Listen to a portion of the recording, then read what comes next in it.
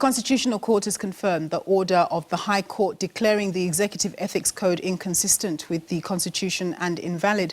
The order is suspended for 12 months to allow the President to remedy the defect, which doesn't require the disclosure of donations made to internal political party campaigns for positions. Justice Steven Majiedt delivered the judgment this morning. In the result, the following order is made. 1. The order of the High Court of South Africa, Gauteng Division, Pretoria, declaring the Executive Ethics Code published under Proclamation number R41 of 2000 to be inconsistent with the Constitution and invalid to the extent that it does not require the disclosure of donations made to campaigns for positions within political parties is confirmed. 2. The operation of this order is suspended for a period of 12 months to enable the respondent, the President, to remedy the defect. 3. The respondent must pay the applicant's costs, including the costs of two counsel in this court, and I hand down the judgment. Well, to unpack this issue for us, I'm joined by attorney Ulrich Roux. He's from Ulrich Roux and Associates. Thank you very much, Ulrich, for joining us. This is a very positive decision by the Constitutional Court in our democracy in terms of transparency, as it's important for the electorate to know what constituencies are trying to influence political power. Yes, definitely. Thank you for having me. So just to take the viewers back, there was an application made by Amabungani, the investigative publication, for political parties to disclose their donations, and it was made to the High Court in Pretoria. And the High Court ordered that, yes, donations must be disclosed in the light of transparency and for political rallying and within political parties. And that has now been confirmed by the Constitutional Court. The Constitutional Court finding that it is the fact that political parties were not forced previously to disclose donations and who were responsible for donations to political parties was not in line with the Constitution's regulations pertaining to transparency. And yes, I think it is a positive finding made by the Constitutional Court today.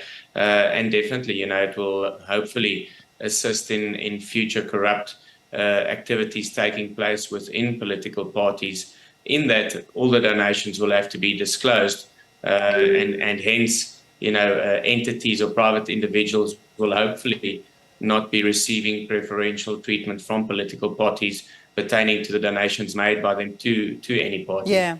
So, Ulrich, the Constitutional Court has also reinforced the Gauteng High Court in Pretoria's call for the declaration of invalidity not having to be retrospective, that is allowing for 12 months within which the defect should be corrected.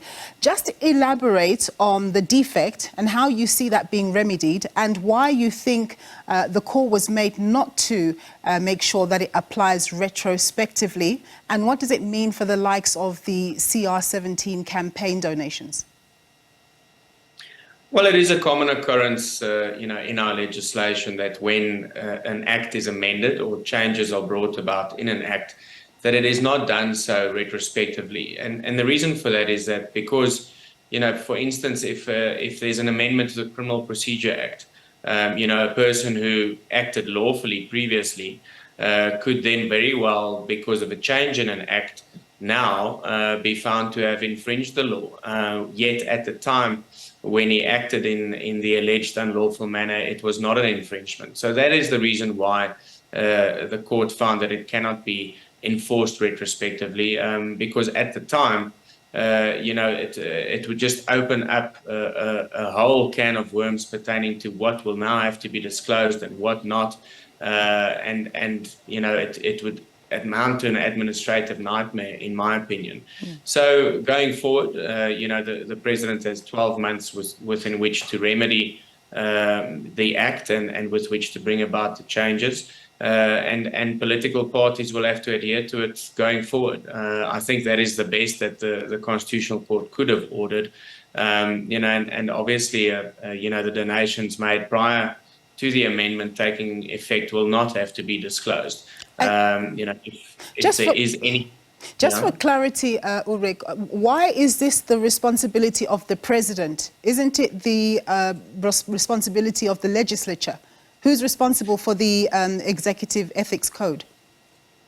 Well, it is a code which is enshrined in our political act and our elections act, and those changes must now be brought about, and it must be started the entire process by the president. That is why it is the order was made in the way that it was by the Constitutional Court. Understood. And then lastly, and you did touch on it, with the latest constitutional judgment, do you think South Africa will be that much closer to paving the way for cleaner governance going forward?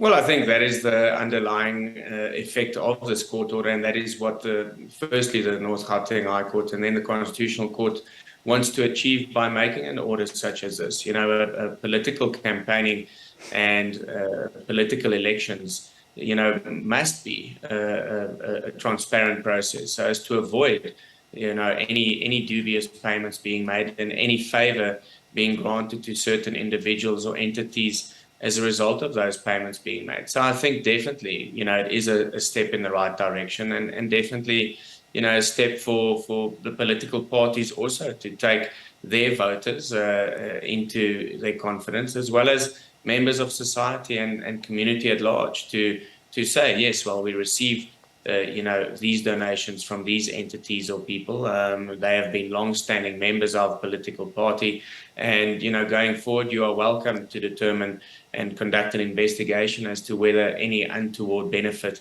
has been given to those entities or parties as a result of the donation. And you know, if there is, then it can be investigated properly. Previously, you know, there was no onus on them to disclose these donations, and in my opinion, it opened you know, the people who made the donations up to severe scrutiny, and hopefully that will not be the case going forward, given this amendment to the Act. Yeah. And one last thing, is South Africa ahead of the curve when it comes to this issue? You know, how does it fare relative to other countries? I'm not 100% sure. I don't think that's a legal aspect, but we will have to wait and see what effect it is going to have.